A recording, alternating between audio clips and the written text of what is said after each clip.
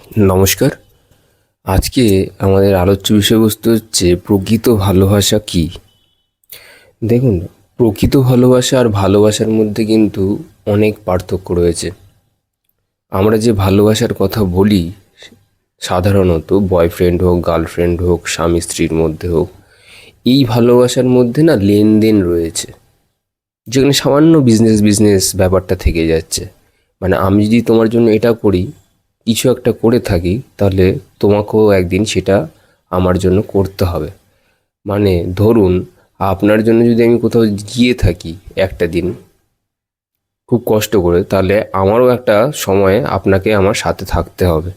এটা হচ্ছে ভালোবাসা। এটা না দুতরফা হতে হয়। মানে যেরকম দু হাতে তালি বাজে, সেরকম দুতরফা হলে পরে ভালোবাসা তৈরি হয়। কিন্তু প্রকৃত ভালোবাসা কিন্তু এর পুরো উল্টোটা। প্রকৃত ভালোবাসাতে কিন্তু কোনো লেনদেন থাকে না আপনার। এই ভালোবাসাটা একতরফা হয়। এখানে কোনো এক্সপেকটেশন থাকে না। ধরুন, যদি আমি ঈশ্বরকে ভালোবাসি, আমি কি কোনদিন ঈশ্বরকে জিজ্ঞাসা করেছি যে ঈশ্বর তুমি কি আমায় ভালোবাসো?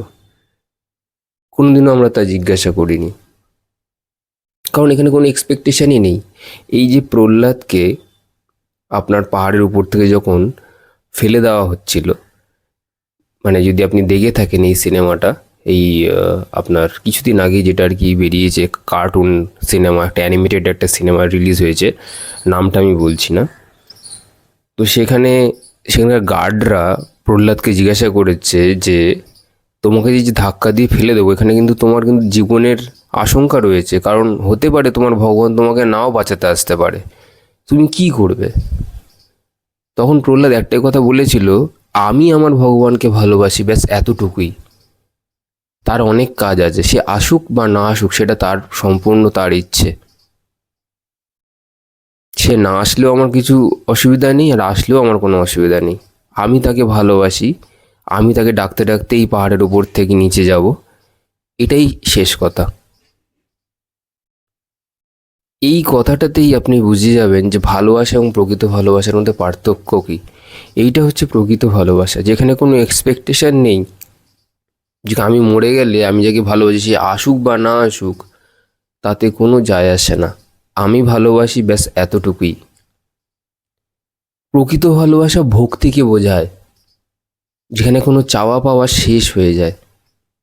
কিন্তু এমনি যে সাধারণ ভালোবাসাগুলো দেখছেন, এখানে চাওয়া পাওয়ার কোনো শেষ নেই, অন্ত নেই কোনো কিছুরই। আজকে ওটা, কালকে সেটা, এটা লেগেই রয়েছে। তাই জন্য বাকবিতণ্ডা হয়, তাই জন্য ঝামেলা হচ্ছে, তাই জন্য লোকের বিচ্ছেদ হচ্ছে, কারণ সেখানে প্রকৃত ভালোবাসা নেই, আছে শুধুই লেনদেন।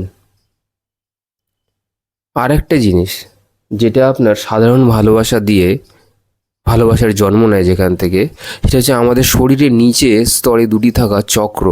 একটা হচ্ছে গিয়ে মূলাধার, আর এক হচ্ছে গিয়ে স্বাধিষ্ঠান। মূলাধার হচ্ছে সব কিছুই অতি মাত্রাতে, যেখানে বিবেক বুদ্ধি কোনো কিচ্ছু কাজ করে না। আর স্বাধিষ্ঠান হচ্ছে গিয়ে অহংকার, দেখানোর চক্করে, সেক্সের কামনা বাসনার লোভে অজান্তেই এটা আমরা পড়ে যাই, যেটাকে আমরা বলি আকর্ষণ। এই আকর্ষণের জন্মই নেই এই দুই চক্র থেকে, স্বাধিষ্ঠান আর মূলাধার থেকে।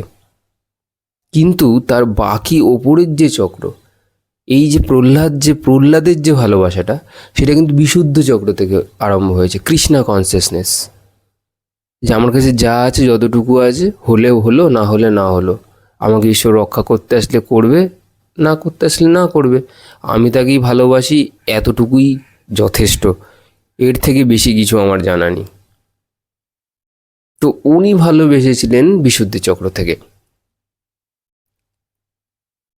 তারপরের স্তরটা হচ্ছে কি আজ্ঞাচক্র, ষষ্ঠ চক্রের সবচেয়ে শেষ চক্র এবং বৃহত্তম চক্র।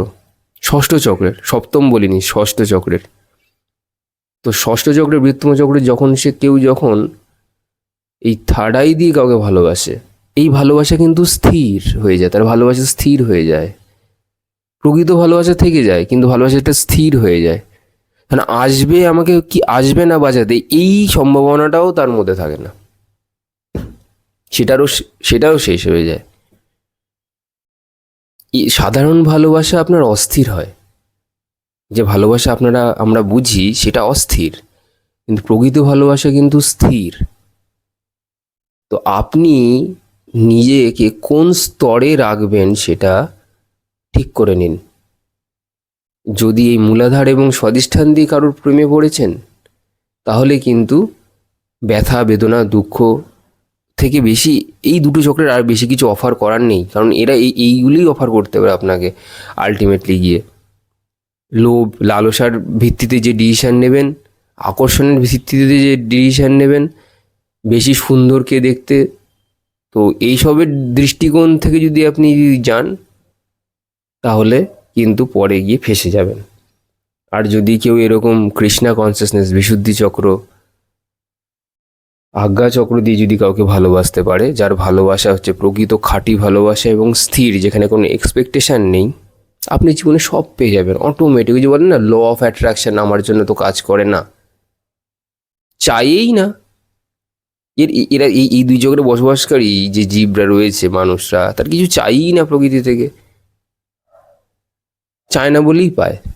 আমরা চাই, পেছনে ছুটে যাই, সেই মরীচিকা আছে না, মরীচিকার পেছনে আমরা ছুটি বলে আমরা পাই না। আর এরা হচ্ছে সেই দুর্লভ ব্যক্তিগুলো যারা কিছুই চায় না কিন্তু সব পেয়ে যায়, কিছুই নেই কিন্তু সব আছে। আর নিচের চক্রের দুইটি বসবাসকারী জীবগুলো, তাদের সব আছে কিন্তু কিচ্ছু নেই, প্রকৃত ভালোবাসাটাই নেই। ঠিক আছে, আজকে এত অবধি বলি আমি আমার বাণীকে বিরাম দিলাম। আপনারা সবাই ভালো থাকবেন, সবাইকে শুভকামনা, ধন্যবাদ।